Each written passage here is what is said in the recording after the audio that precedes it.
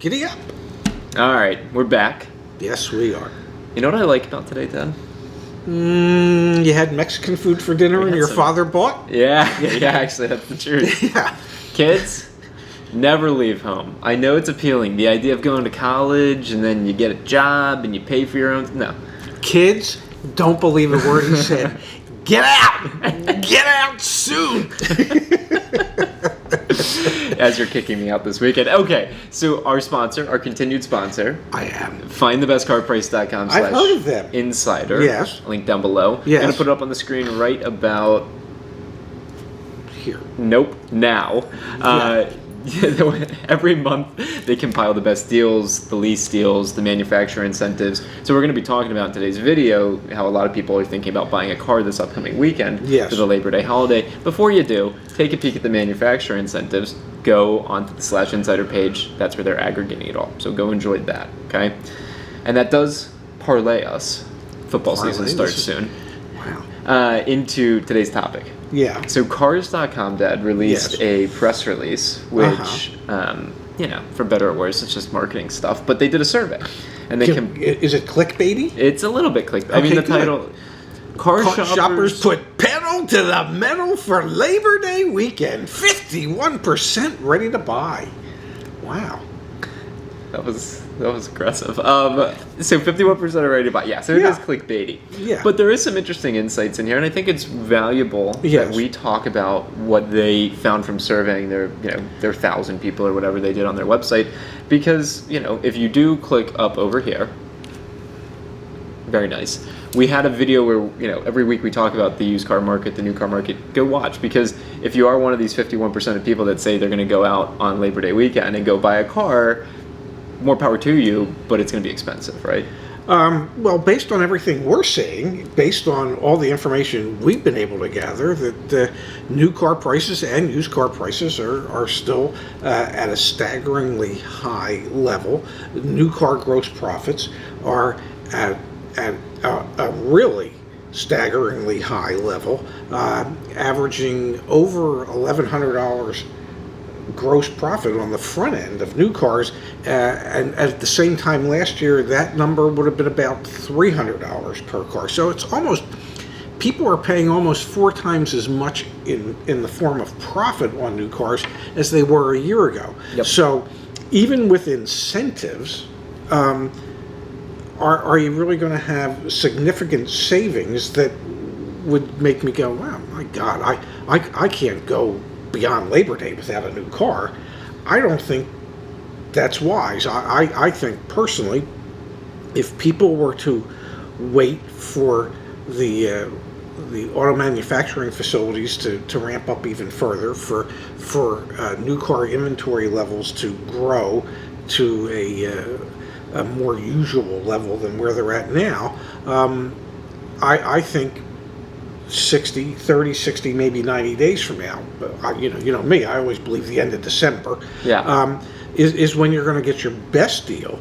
But if people have their heart set on getting a car this weekend, God bless them, they could get some free hot dogs and an overpriced new car. I don't know if they're doing the hot dogs there even because of COVID, so who knows? Well, but that's true. We've done 2 recent videos. One was about holiday, sales events and if they're actually legit or not. And my dad made a lot of really good points there. Sometimes they are, sometimes they aren't. Generally, they're to get you in the door. Holidays in America are typically, don't get mad at me when I say this, are typically an excuse for retailers to say they're having a sale. Doesn't mean they're necessarily having a sale. They're just saying they're having a sale. Yeah. Now, the other video that we did recently is when you're negotiating, really, you're working the dealer to discount off of the selling price. You're not just asking the dealer to get you any qualifying manufacturer incentives. What the dealers like to do is they like to take that incentive. Let's say it's $3,000. And let's say it's a $30,000 car, and they'd like to go, well, we're going to sell you the car for $27,000. Okay, they haven't taken a penny away from their profit with that, because all they've given you is the consumer incentives from the manufacturer. No. So sure, there are going to be some manufacturer incentives, and that's why we talk about a website like findthebestcarprice.com. Mm-hmm. The value that they provide on that website is they just aggregate all the incentives to see what you qualify for, right? Yes. Like nothing against, and they have other things there, of course, but like at the end of the day, that's the name of the game. Mm-hmm. When you go to negotiate your purchase, you're looking for more than just that. And the tricky thing is when there's no freaking supply, it's really hard to negotiate a car deal. It is, as somebody once said, when supply is short and demand is high, prices are up, and so it's difficult. Teddy Roosevelt.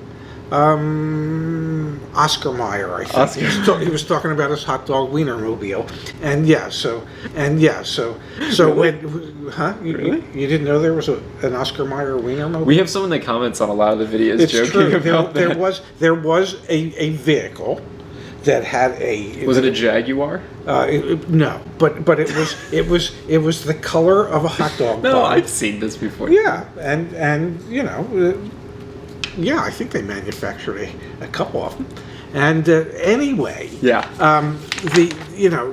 incentives for most weekends, especially this year for Labor Day, the incentive is for whatever free stuff the dealer's going to have in the way of cold drinks and hot food. And I think even with COVID, they still might be grilling the hot dogs and because you can wear your blue gloves and grill hot dogs. For sure. Yeah, but I don't think that you're going to get the dealers to discount off of MSRP as much this year as you would have in years past. And would you? and I mean the reasoning is that if there isn't enough inventory, why are they going to give it away? And a report like this that says, this stat is actually kind of staggering to me. So if I'm a car dealer, yes, and I've got more insights than just a Cars.com press release, right? Like one would hope. You'd hope. Yeah. And it's saying here 64% of their survey respondents moved up their purchase timeline due to COVID-19. Yes. So if I'm a dealer, yes, if I'm not any sane business person, yes, I got short supply and I've got steady demand. Yes. Why am I discounted? You're not. Exactly. And so Yes. a survey like this that says 64% of people are moving it up. And the reason there's obvious. People want that protection, of not using public transportation and things like that. Mm-hmm. And it said here, 51% of in-market car shoppers surveyed say they will buy a car this weekend. God bless them. Now what we don't know is how big a market that is when we say 51% of in-market they surveyed car shop. 1,000 people on their website. Okay, so 501. Well, and also bear in mind, if you're already on Cars.com, you're showing some buying intent, right? So I would think you are. So I think this is an overinflated number, but I still think it speaks volumes to the idea that there's a lot of people out there buying cars. Yes, We still. saw that. We did another video recently where we talked about the year-over-year and the month-over-month data. Used cars, there were more used cars sold in August than in 2020 than in August of 2019. Yes. 4% more. Yes. Amidst a global pandemic. Yes, it's and absolutely it at a 4.1% price increase from the prior July, from the prior month. Yes. So prices have gone up.